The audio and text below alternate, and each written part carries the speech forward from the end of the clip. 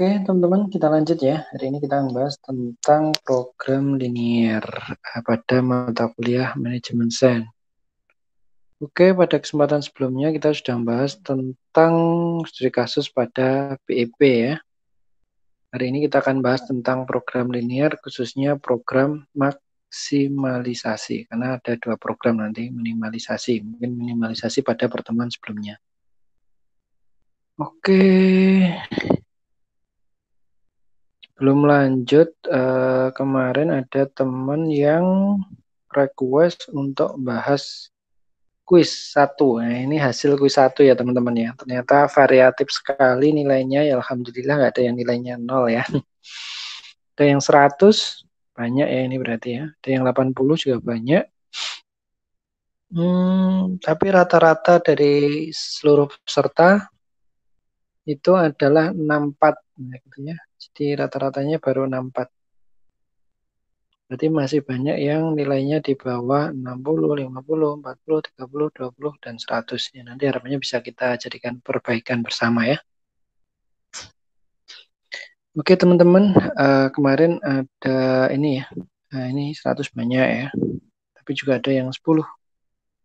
Mungkin jumlahnya 2, yang 10, yang 100 juga ada 6. Yang 80 mungkin sekitar 8 orang ya. Yang lain yang misalkan 50 ada 5 dan lain sebagainya. Oke. Kita lanjut. Kemarin teman-teman pengen gimana sih untuk ini kasus yang ini Pak, tolong dibahas dong, masih banyak yang bingung. Ini Retail Company adalah perusahaan yang bergerak pada perbaikan ban. Biaya tetap per tahun adalah biaya tetapnya 60 ya, dan biaya variabel ban 9. Perusahaan mengenakan biaya perbaikan sebesar $25. Untuk perbaikan 12.000 ban per tahun, tentukan break-even point ini. Nah, kayak gitu. Pada kasus ini sebenarnya soal yang bagian ini itu hanya pemanis aja ya, kayak gitu. Jadi ya tambah-tambahan aja lah kayak gitu. Itu bisa diabaikan, nah, gitu. Pemanis ya. Sehingga kamu fokusnya aja pada biaya apa? Biaya tetap. Nah, berarti apa? Biaya tetapnya adalah 60.000.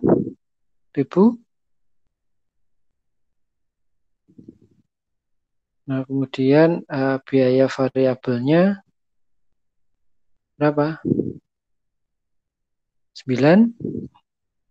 Biayanya ini 15, sehingga bisa dikatakan 60.000 dibagi 16. Gitu. Berapa ini?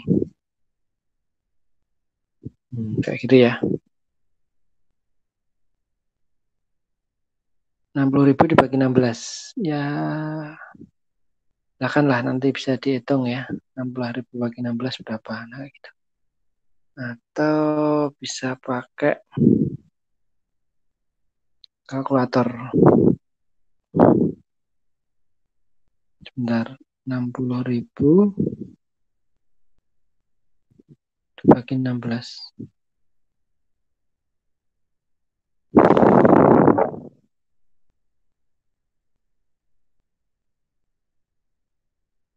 Sama dengan 60.000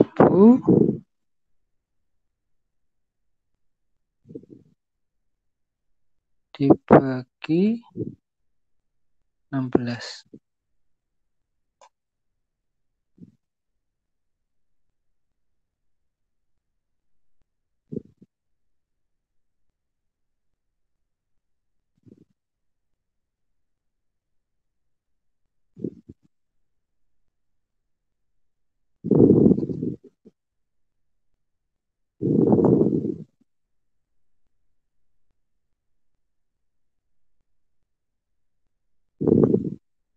Tiga 750.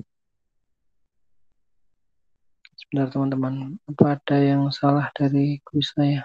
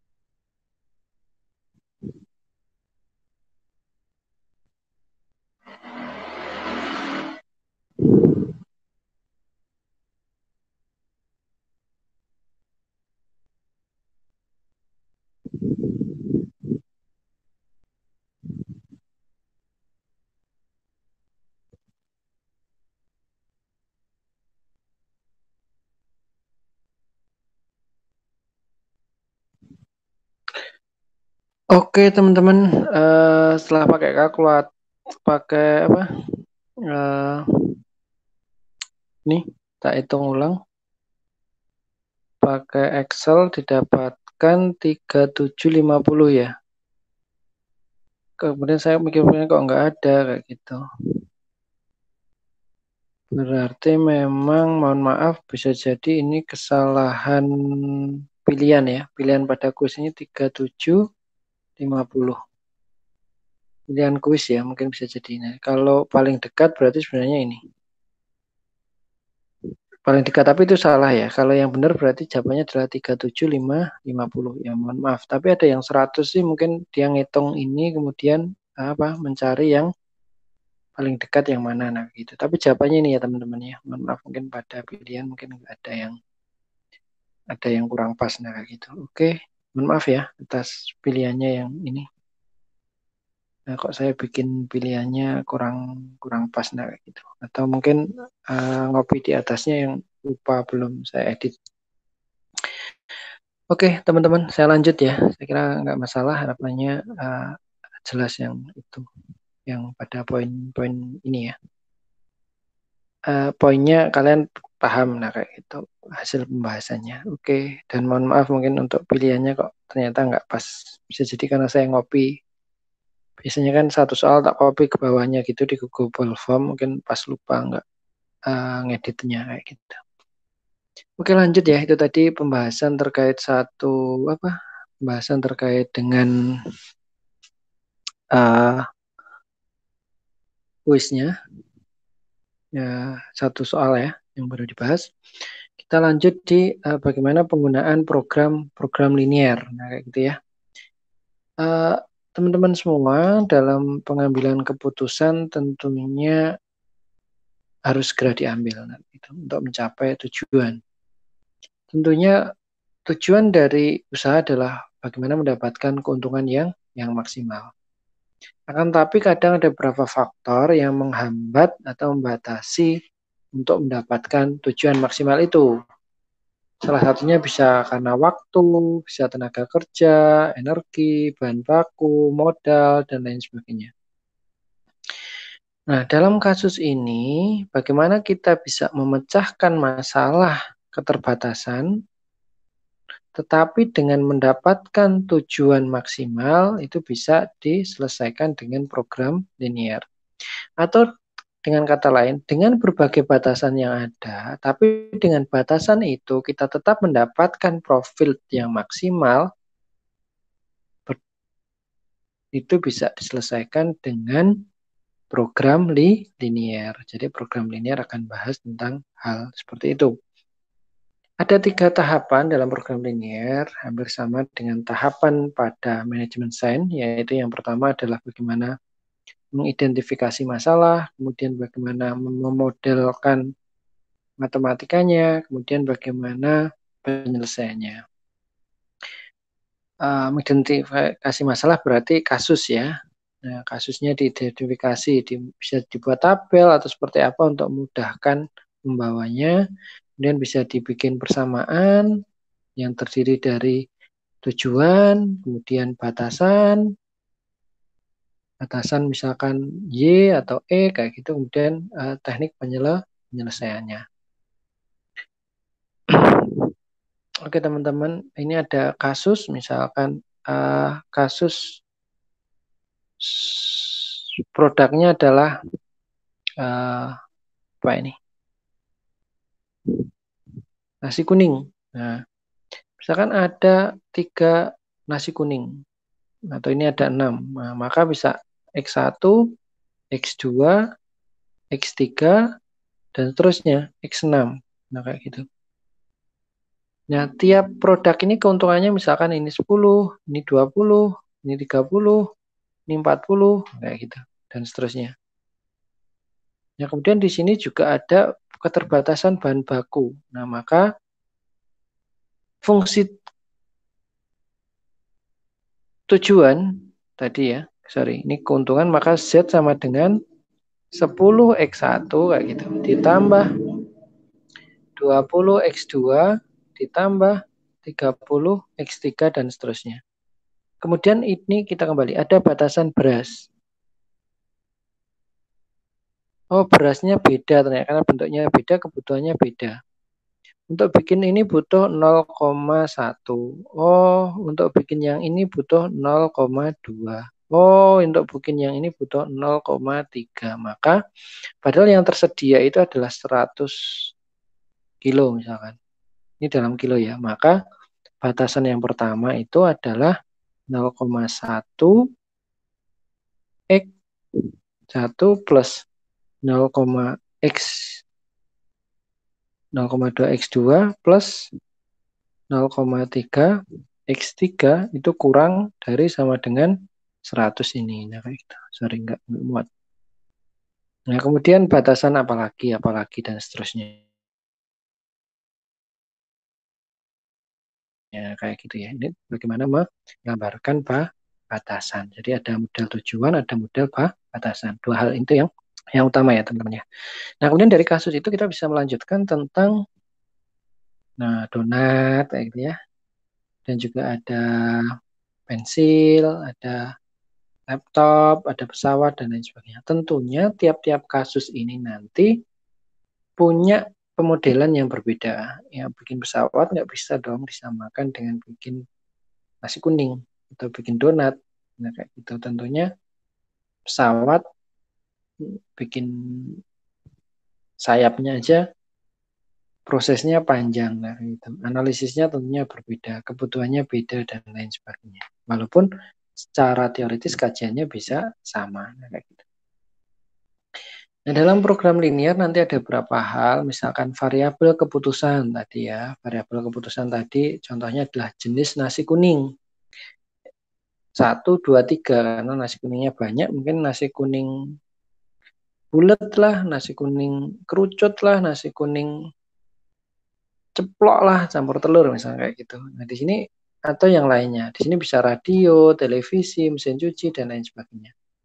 Nah, X1, X2 ini merupakan variabel keputusannya. Nah, gitu. Karena pada akhirnya nanti akan produksi berapa sih nasi kuning 1 yang diproduksi, nasi kuning 2 yang diproduksi, nasi kuning 3 yang diproduksi, atau di sini berapa sih radio, televisi, mesin cuci yang dibeli atau dipromosikan. Nah, gitu. Tergantung kasusnya. Nah, kemudian ada fungsi tujuan. Nah, fungsi tujuan adalah ada dua. Biasanya ada maksimalkan dan ada meminimalkan dalam kasus ini. Nah, maksimalkan biasanya keuntungan, meminimalkan biasanya biaya produksi. Pada kasus yang pertama ini kita akan bahas tentang bagaimana memaksimalkan. Itu yang teman-teman ya. Kemudian selanjutnya adalah batasan model. Bagaimana kita bisa menunjukkan keterbatasan tadi, keterbatasan beras misalkan karena bikin nasi kuning, atau batasan-batasan lain di dalam kasus itu, atau lingkungan operasi atau lingkungan produksinya ketika kita memang memproduksi sesuatu. Nah, kayak gitu ya teman-teman ya. Kayak tadi bisa bahan baku, bisa tenaga kerjanya, atau yang lainnya. Ini tadi ada proses memaksimalisasi dan meminimalisasi. Nah, nanti sebenarnya prosesnya hampir sama, tapi memang maksimalisasi lebih pada tujuan. Ini adalah keuntungannya maksimal. Kalau minimalisasi, bagaimana bisa mengurangi biaya, nah kayak gitu. Sehingga ya akhirnya dua-duanya ingin dapatkan keuntungan yang banyak atau yang maksimal. Gitu. Ini contoh teman-teman, contoh proses maksimalisasi. Ini kasusnya ya, ini bisa disimak. Misalkan kita kan produksi mangkok dan cangkir, sumber daya utamanya adalah tanah liat dan tenaga kerja. Dengan keterbatasan tanah liat dan tenaga kerja, perusahaan ingin mengetahui berapa banyak mangkok dan cangkir yang harus dibuat untuk memaksimalkan laba. Nah, ini adalah kombinasi produk, karena maksimalkan laba, maka kasusnya ini adalah kasus maksimalisasi. Kayak gitu. Ada tanah liat dan tenaga kerja. Nah, dari kasus ini kemudian harapannya kita bisa mengidentifikasi. Ini hanya sebuah model saja. Nanti dalam mengidentifikasi kasusnya hanya bisa jadi kasus cerita kayak gini aja. Sudah di dalam kasus cerita itu ada angka-angkanya. Jadi nggak mesti ada tabel yang kayak gini yang memudahkan kita. Gitu. Harapannya bisa dipahami teman-teman. Yang kita perlu pahami adalah logikanya. Biasanya yang dikaitkan dengan laba itu adalah masuk nanti ke keuntungan. Jadi fungsi keuntungan. Nah, sumber daya perusahaan kayak seperti ini kemudian biasanya masuk batasan. Mangkok dan cangkir kayak gini atau produk ini nanti biasanya masuk di variabel keputusan. Maka yang perlu kita bikin nanti adalah variabel keputusannya apa. Kayak gitu yang perlu kita bikin ya dalam model ya, karena penting dalam buat model. Variabel keputusannya apa? Oh, X1-nya mangkok, X2-nya cangkir. Apakah boleh dipisah, ditukar ya, misalkan X2-nya mangkok, X1-nya cangkir, tidak apa-apa, asalkan konsisten dalam menuliskannya. Hasilnya sama nanti dapatkannya. Nah, bagaimana didapatkan berapa jumlah mangkok dan cangkir yang harus dibeli untuk memperoleh laba yang maksimal. Nah, ini batasan sudah dapat, ada mangkok dan cangkir, dan sudah ada laba. Nah, ini nanti yang menjadi pembatasnya. Itu menjadi model matematiknya. Oke ya. Nah, tadi ini akan menjadi batasan. Laba mangkok X1 dan cangkir X2. Maka bisa dituliskan Z-nya tadi adalah sini nih. X1 itu mangkok, maka ke sini. Nah, untungannya berapa? 40. Nah, ini. Nah, ke sini. Z sama dengan keuntungan mangkok ditambah keuntungan cangkir dan berapa banyak mangkok dan cangkir yang diproduksi, kan pada akhirnya seperti itu. Nah, pelambangannya bisa menggunakan Z. Nah, variabel keputusannya X atau Y ya, atau yang lainnya, bisa macam-macam. Sehingga fungsi tujuannya bisa Y sama dengan 40 dari ini tadi mangkok ditambah dengan 50 dari cangkir, dan kemudian berapa banyak cangkir yang diproduksi. Sehingga bisa ditulis Y sama dengan 40 X1 plus 50 X2. Nah, itu fungsi tujuannya. Jadi kita nanti membuat fungsi tujuan, kemudian juga membuat fungsi batasan. Oke ya teman-teman ya. Nah, di sini kemudian kita membuat batasan modelnya. Nah, batasan yang pertama adalah jam kerja. Nah, jam kerjanya tadi berapa? 40. Jadi dalam produksi mangkok dan cangkir nanti tidak boleh lebih dari 40. Sama boleh. Sehingga tandanya menjadi kurang dari sama dengan. Nah, kemudian untuk membuat mangkok butuh berapa? Oh, mangkok, dalam bikin mangkok butuh 1. Nah, maka 1x1. Nah, kayak itu sebenarnya. Atau ditulis X1 saja boleh. Kemudian ditambah berapa untuk bikin cangkir? Oh, untuk bikin cangkir butuh 2. Berarti 2x2. Sehingga banyaknya tenaga kerja yang digunakan untuk membuat mangkok ditambah banyaknya tenaga kerja yang digunakan untuk bikin cangkir tidak boleh lebih dari 40. Nah, bisa ditulis menjadi X1 plus 2X2 kurang dari 40. Kemudian batasan yang kedua adalah tanah liat tadi yang ketersediaannya 120. Maka di sini 120. Untuk bikin mangkok berapa? Oh, butuh 4. Untuk bikin cangkir butuh berapa? 3. Maka apa? 4x1 plus 3x2 itu kurang dari 120. Nah, batasan ini dua batasan yang utama ya, teman-teman ya. Kemudian X1 lebih besar sama dengan 2 dan X2 lebih, X1 lebih besar sama dengan 0 dan X2 lebih besar sama dengan 0. Ini adalah bahwa hasilnya tadi tidak boleh negatif. Sehingga ketika digambarkan dalam sebuah grafik, nanti berada di lokasi ini. Nah, kayak gitu. Oke ya teman-teman ya, berarti tadi kita sudah dapat model tujuan, kemudian ada model batasan. Nah, ini teman-teman, setelah dirangkum maka akan ada 5 model. Atau model yang utama adalah fungsi tujuan, ini. Yang kemudian ini batasan jam kerja, dan ini batasan mangkok, kemudian jumlah mangkok dan cangkir yang tidak boleh negatif. Oke ya teman-teman ya. Jadi dari kasus tadi nanti dibuat model seperti ini. Jadi teman-teman nanti dalam pengerjaan ada kasus nanti kalian identifikasi dibawa ke model. Model batasannya bisa jadi belum tentu 2. Jadi yang perlu diperhatikan pertama adalah variabel keputusannya berapa? X1, X2. Nah itu perlu dibuat dulu. Setelah itu tujuannya. Setelah tujuannya batasannya. Setelah tahapan ini seperti apa? Karena pada kasus ini kita akan bahas program linear dan metode grafik, maka kasus ini nanti akan kita selesaikan dengan metode grafik gitu ya teman-teman ya. Nah, bagaimana menggambarkannya? Maka pertama adalah kita punya X1 plus 2X2 kurang dari 40. Nah, kayak gitu. Untuk memudahkan, maka kita dalam membuat sebuah grafik, untuk memudahkan itu adalah apa? X1, X2. Untuk memudahkan itu kita ambil titik potong yang berpotongan dengan X1 dan X2. Atau dalam kata lain X1-nya 0 dan X2-nya 0. Maka kita bikin menjadi X1 sama dengan 0, maka X2, nah kita masukkan sini, kalau ini 0, maka X2-nya adalah 20. Jelas ya?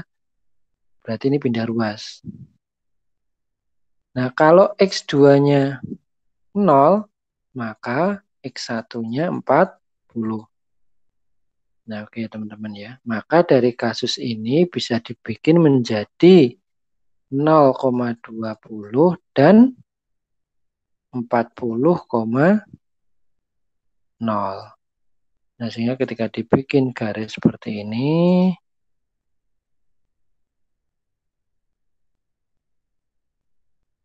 ya katakanlah ini 20, ini 40,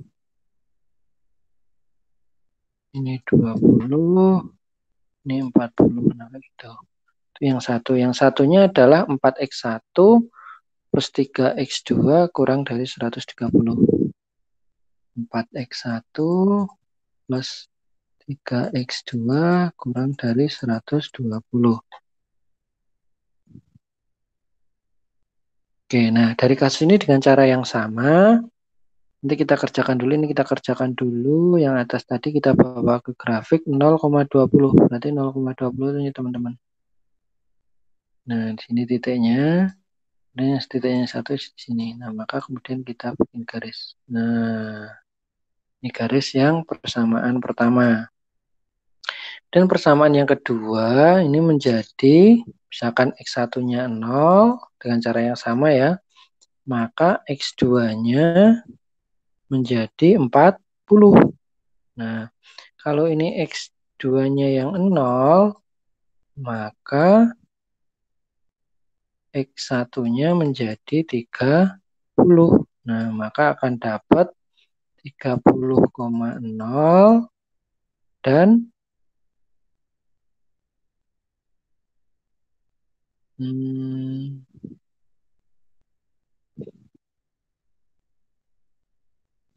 X1-nya 0,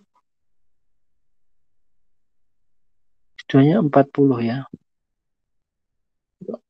Kayak nggak pas gitu ya, coba lihat. X1-nya 0 plus X2-nya 20. Oh alah. Oke teman-teman, oke ini dapatnya 40,0, yang satunya 0,40. Oke, ini benar. Ini teman-teman yang salah. Ini maksudnya, ini X2-nya. X2-nya 20.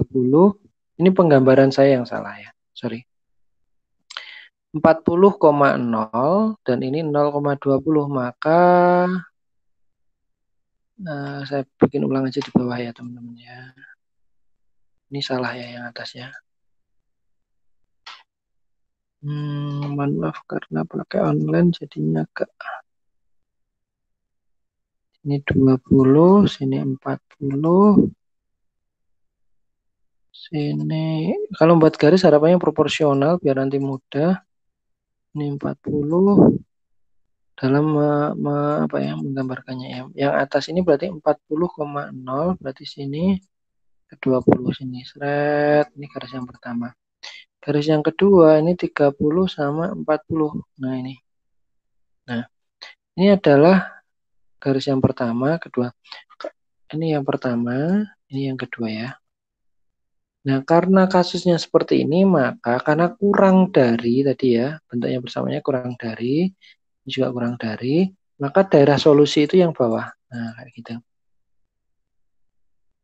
Nah, karena yang satu tadi ada persamaan X1 lebih besar 0, lebih besar sama dengan 0, X2 lebih besar daerah 0 juga, maka solusi itu ada di daerah ini. Nah, daerah yang saya arsir ini ya. Ini adalah daerah yang mungkin memenuhi untuk mendapatkan keuntungan maksimal tadi. Nah, kayak gitu. Nah, daerah yang memenuhi untuk mendapatkan maksimal ini adalah luas sekali atau banyak. Bagaimana kita menentukan titik yang mungkin untuk menjadi solusi itu? Maka untuk menentukan adalah kita ambil titik potong atau yang namanya titik kritis. Nah, titik potong ini katakanlah A, gitu ya. Ini kan titik potong. B. Nah, kayak gitu. Ini adalah C. Nah, 0,0 itu ya titik potong, tapi jelas tidak karena 0,0 dimasukkan ke Z-nya kan dapatnya juga 0. Di mana titik A ini adalah berapa ini? 0,20. Titik B ini adalah titik C, sorry, 30,0. Nah, kayak gitu. Nah, titik B berapa?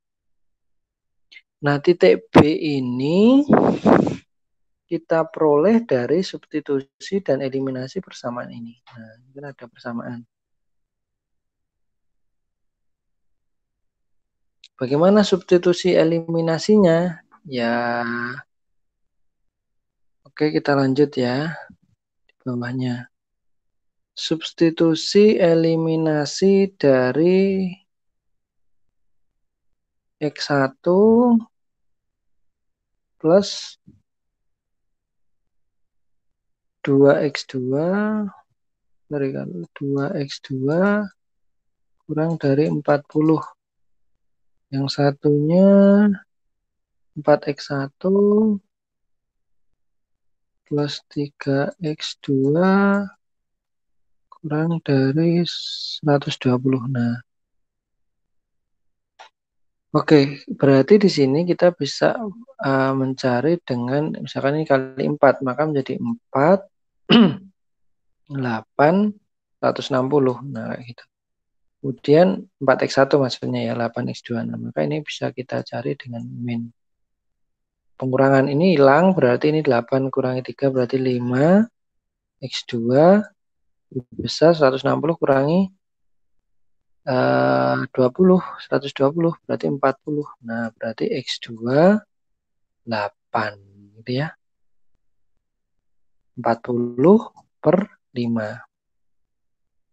8. Nah, X28 ini dimasukkan ke sini. Berarti X1 sama dengan 8 itu disubstitusikan ke persamaan 1.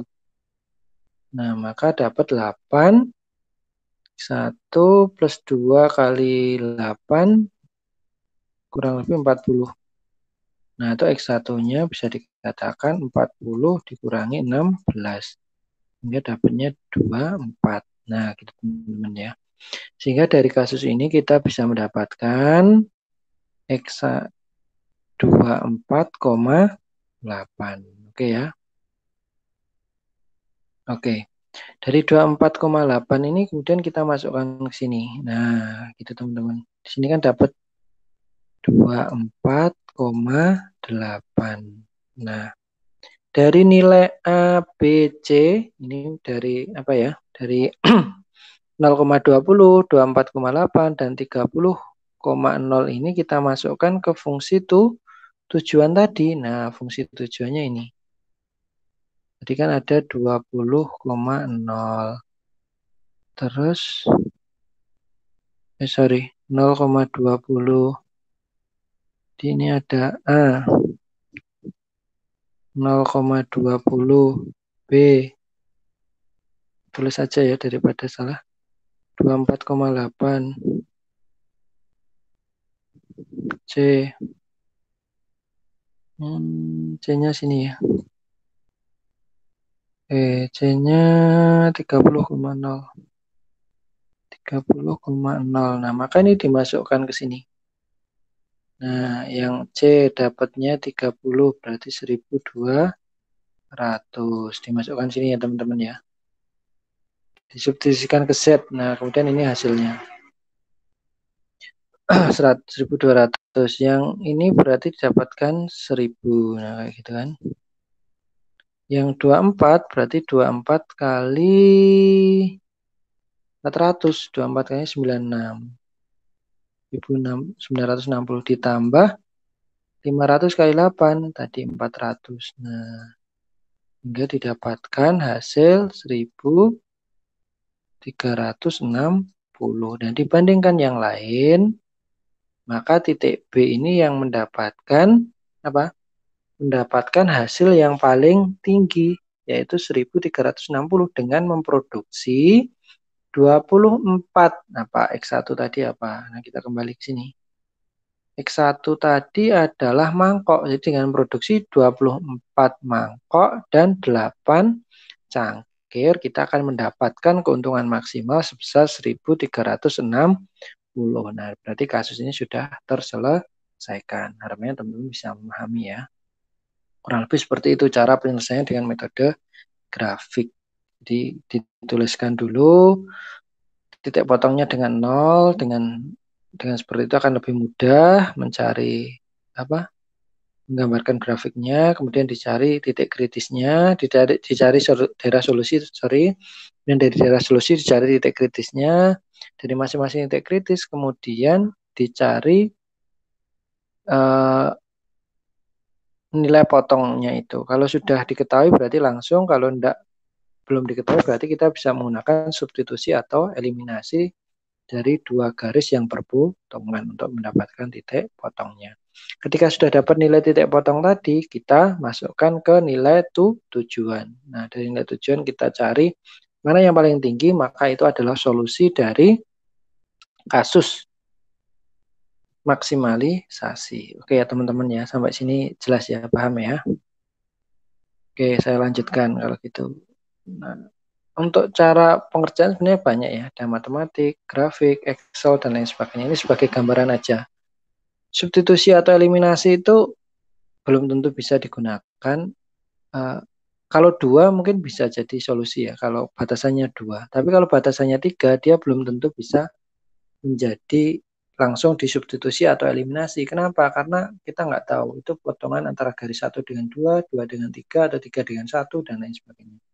Maka dengan metode grafik kita gambarkan dulu tetap langkah yang pertama, baru kita cari titik potong di masing-masing titik itu ya. Dengan garis mana, dengan substitusi eliminasi. Dalam kasus ini contohnya hanya dua batasan, sehingga dia bisa menggunakan langsung substitusi atau eliminasi. Ini tahapan dengan grafiknya tadi teman-teman bisa digambarkan kalau pakai ini ya.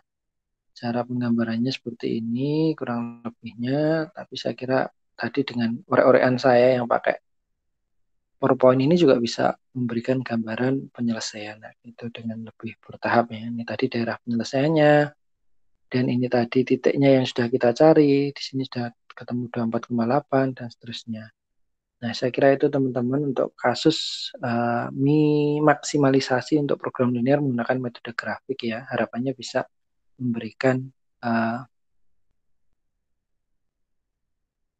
pemahaman nah, kayak gitu dari teman-teman semua. Saya kira itu dari saya untuk kesempatan kali ini. Terima kasih. Bila taufiq wal hidayah. Assalamualaikum warahmatullahi wabarakatuh.